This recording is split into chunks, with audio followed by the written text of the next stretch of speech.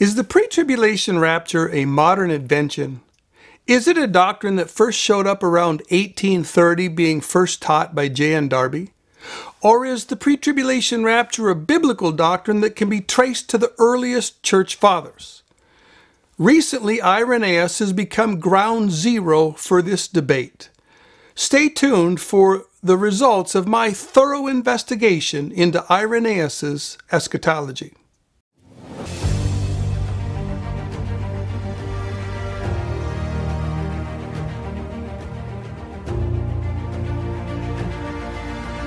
Hi there, I'm Lee Brainerd. Welcome to Soothkeep and another edition of Prophecy in the Crucible. My mission is truth, truth at any cost, truth above every other consideration, truth without varnish or tarnish, truth without addition or subtraction. And the truth that we're going to investigate today regards the pre-tribulation rapture. Was it actually taught in the early church? Now, the pre-trib camp says yes, the pre-tribulation rapture was taught in the early church. But the post-trib camp vehemently and hotly disputes this point. They claim that the pre-trib rapture is a modern fiction. They claim that there's no trace of a pre-tribulation rapture in the early fathers, and they claim that nobody taught a pre-tribulation rapture until J.N. Darby. But is this really the case? Or is this a situation where prejudice sees what prejudice wants to see? The question is actually relatively easy to answer. All we have to do is to demonstrate that one early church father taught a pre-tribulation rapture. If we produce just one pre-tribulation rapture testimony from one early church father, then we debunk the claim that nobody taught a pre-tribulation rapture prior to J.N. Darby. And we debunk the claim that none of the early church fathers taught a pre-tribulation rapture. And then we can relegate the theory that the pre-trib rapture was originated with J.N. Darby. And we can take that theory and throw it in the scrap heap along with all the fairy tales and exploded theories. Now, as mentioned earlier, Irenaeus is ground zero for the rapture debate as far as the question of the early church fathers is concerned. And there's two reasons for this. One, Irenaeus was the earliest church father to write extensively on prophecy or eschatology. And two, his proximity to the apostles is extremely provocative. He received his prophetic instruction from aged men like Polycarp, who was a disciple of John. These aged men were personally acquainted with the disciples and were discipled by the apostles. And Irenaeus claims, in fact, that he got his rapture teaching from the aged men who had got it from the mouths of the apostles themselves. So the focus of our examination of Irenaeus is going to be in his work against heresies. This is his only extant work except for a few scattered fragments. The first four books of this work are directed against the Gnostics, but the last book has a tremendous summary of his prophetic views, and indeed the prophetic views of the early church. And this is a gold mine for diligent investigators. Now, the controversy over Irenaeus' rapture status arose over a passage in Irenaeus that I included in my presentation at the Pretrib Study Group Conference in Dallas in December of 2021. And by the way, before I present this passage, I just want to point out that the translations in this video are my own. The first passage I'm going to give is based on my translation of the Greek with reference to the Latin translation. The rest of the passages are from the Latin, and my Latin translations differ slightly from the standard English translation. I have included a few emendations that I believe add clarity to the points that Irenaeus was trying to make. At any rate, the passage that I produced at the Pretrib Study Group Conference was against heresies 5.29.1. In the end, when the church is suddenly caught up from this, it is said, there shall be tribulation, such as has not been since the beginning, neither shall be. For this is the last contest of the righteous, in which when they overcome, they are crowned with incorruption. Now, this passage has sent the post-trib camp into convulsions. It challenges their dogma that no early church father was pre-trib. Now, notice the grammatical structure in this passage. When the church is suddenly caught up is a circumstantial clause that indicates the circumstances when the action of the main verb takes place. And the future verb here is critical. It places the tribulation after the rapture. When the rapture is a historical fact, then the tribulation shall happen. The rapture is a circumstance which either triggers or signals the following tribulation. And by the way, the word this here, when they're raptured up from this, the this refers back to the normal course of unbelief in the world. We call that relative normality, which is mentioned in the immediately preceding context. Now, an appeal to the Latin translation gains nothing for the post-trib advocates. The Latin says, cum ecclesia assermetur ere-tribulatio. In other words, when the church shall be caught up, there shall be tribulation. Again, we have a circumstantial clause, when the church shall be caught up. And when the rapture is a historical fact, then the action stated in the main verb shall take place. Then there shall be tribulation. The future verb here is there shall be tribulation. This indicates, and you can't escape it, that the tribulation follows the rapture. And furthermore, an appeal to the original Greek also gains nothing. There we read, tes ecclesias analambanomenes estai thlipsis. Of the church being caught up, there shall be tribulation. Now, the circumstantial clause here, which is a circumstantial participial clause, says, in a stilted literal translation, of the church being caught up. This means when the church is caught up. And again, we have a future verb which locates the tribulation after the rapture. And this informs us, folks, that the rapture precedes the tribulation. Now, there are two classes of passages which the post-trib camp levels against the pre-trib understanding of Irenaeus. The first is a handful of passages which merely mention saints in the tribulation. The second is a single passage which mentions the church in the tribulation. And we are going to tackle these in order. Let's start with the passages that mention the saints in the tribulation. Now, the post-tribs love to point to these passages, but the problem is that they don't do them any good. They gain absolutely nothing from this. These passages are beside the point.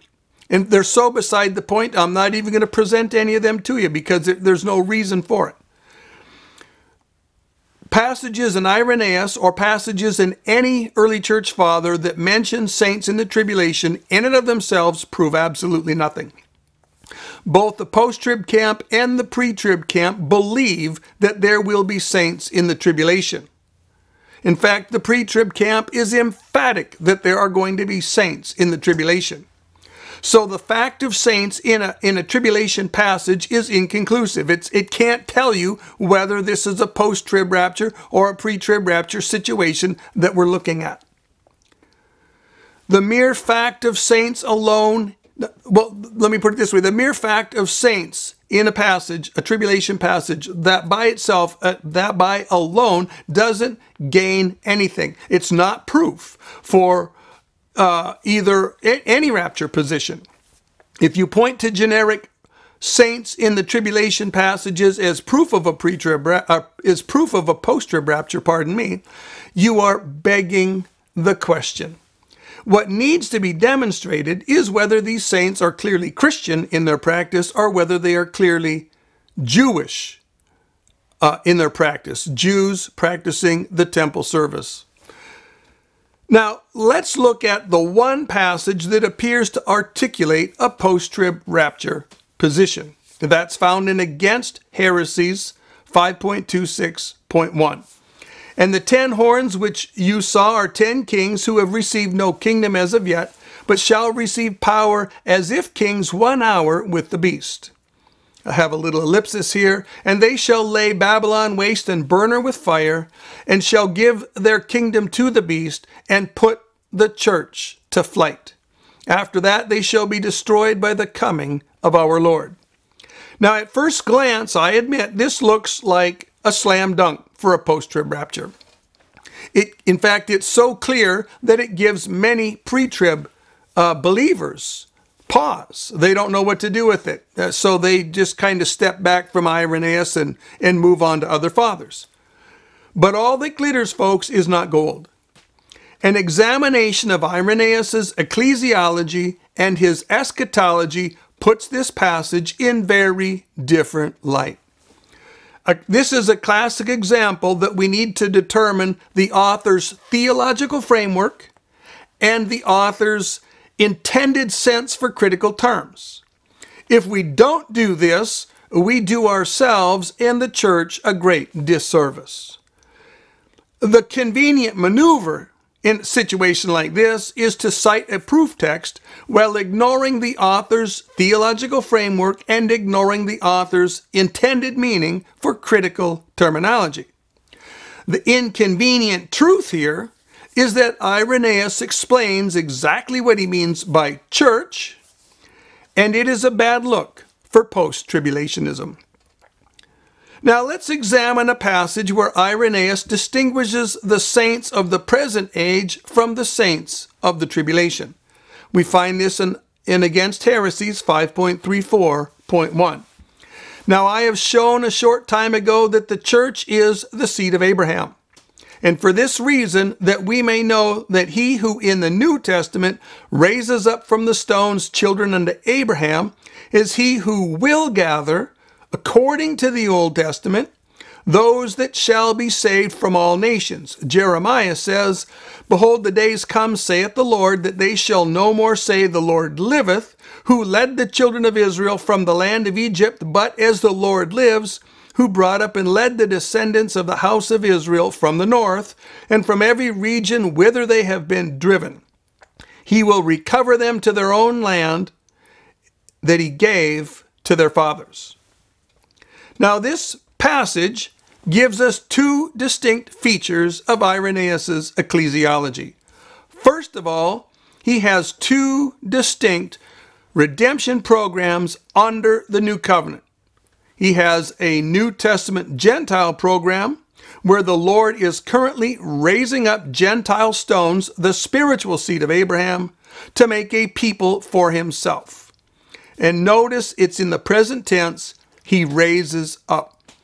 The second program that he has is the tribulation program, where the Lord will gather saved individuals from Israel, his physical seed, according to the Old Testament promises, from all the nations where they were scattered.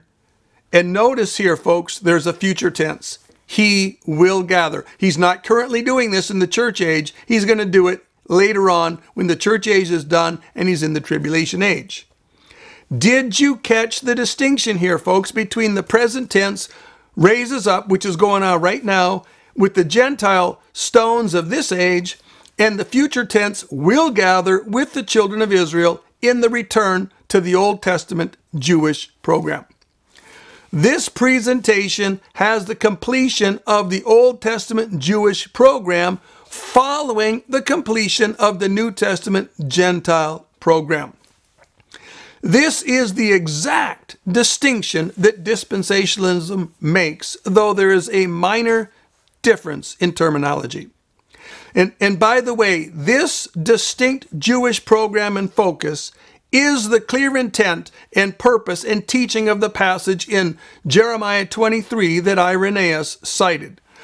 And when God promised to gather scattered Israel, he was not promising to gather them at the end of the age and add them to the church. He was promising to gather them back to their own land under their own new covenant program and give them the blessings promised to them in the Old Testament scriptures. Now, the second distinctive point of Irenaeus' ecclesiology is that he equates church with the entire seed of Abraham. He includes the saved New Testament Gentile saints of this age, which is the spiritual seed, and he includes the saved Jews from around the world that are saved during the tribulation, that's the physical seed of Abraham, which are gathered at the second coming. And this, folks, is explosive truth. Now, Irenaeus' use of the word church differs from the modern use. Under the heading church, Irenaeus has two New Covenant programs, the New Testament Gentile program and the Old Testament Israel program, which is going to be continued in the future. The latter is God's promised return to national Israel to finish what he started, a promise made in numerous passages, including Daniel 9:24 through 27. Now, this two-program approach, regardless of the theological terminology employed, is diametrically opposed to post-tribulationism. But this two-program approach, despite a secondary difference in terminology, agrees precisely with dispensationalism. Now, let's look at the difference between dispensationalism and Irenaeus in the use of the word church. Dispensationalism uses the word church only for the saints of the present age, and they employ the term tribulation saints for those that are saved after the rapture. In other words, those that are going to be saved during the tribulation and the 70th week. Dispensationalism does not have a technical term for the whole family of the redeemed. They simply use generic terms like saints or believers. And sometimes people might say something like the whole household of God. Irenaeus uses the term church for all the seed of Abraham that's saved under the new covenant, not only the Gentile stones of the current age, but the redeemed Jewish believers in the tribulation that are gathered at the end of the tribulation from every nation on earth and brought to Israel. So he has both the spiritual seed of this age and the physical seed in the age to come under the heading of church. And there's a fundamental lesson here for us, folks, because differences in substance are 10 times more important than differences in terminology.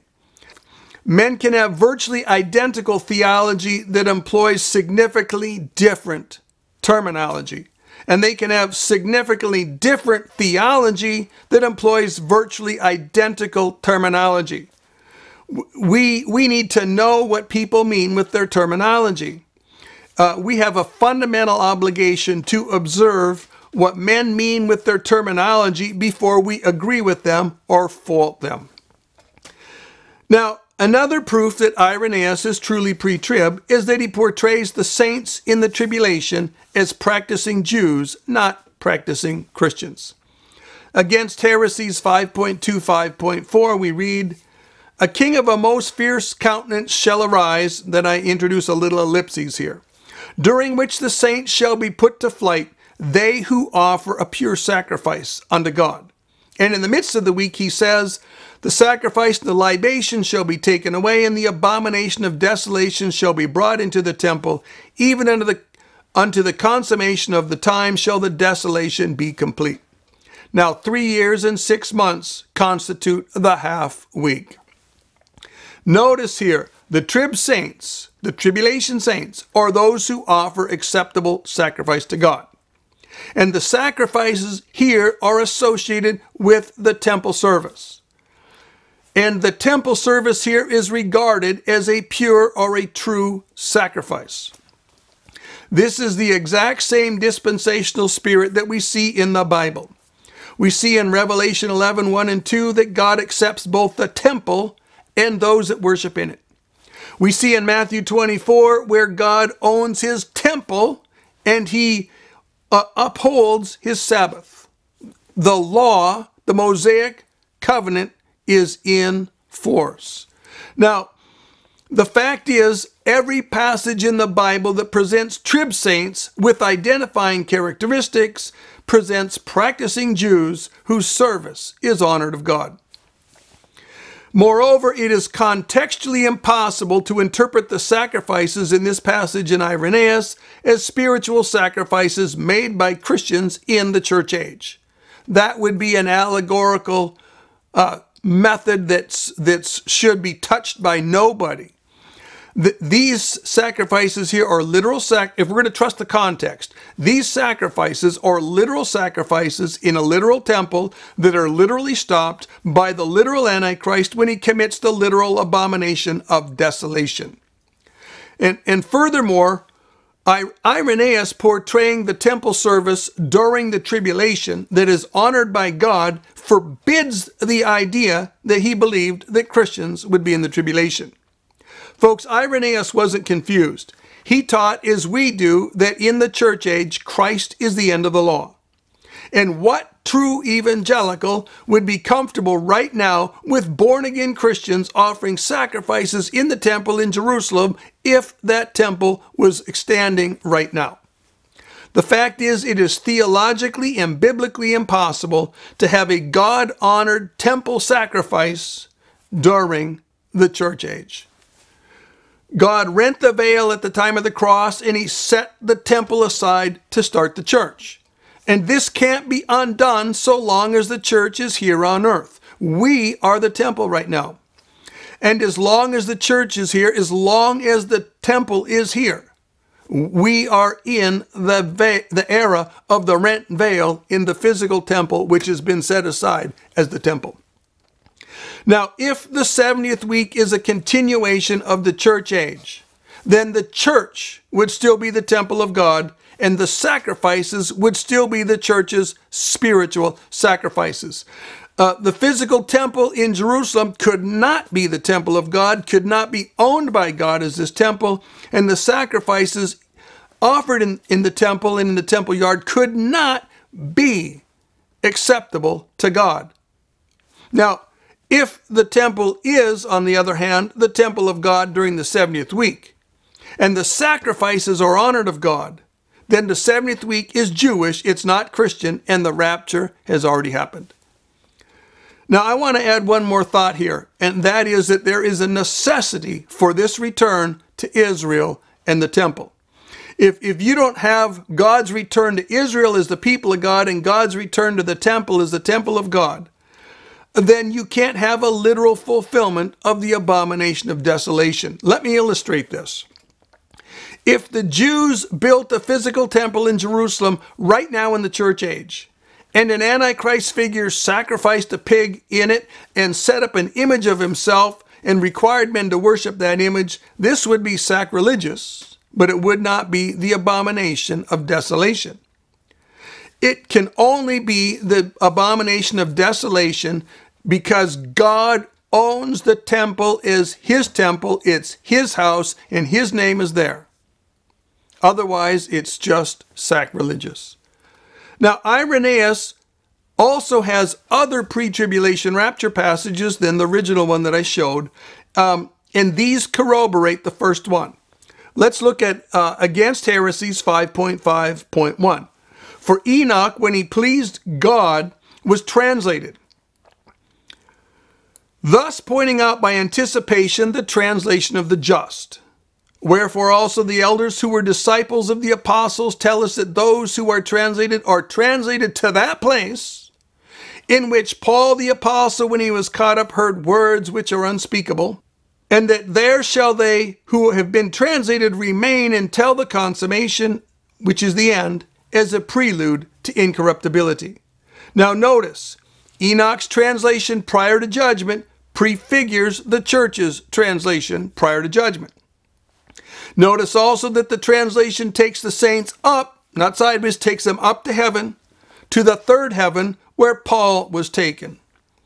Notice that the saints shall remain in heaven from the time of the translation, from the time of the rapture until the consummation, that is the end, that is the second coming.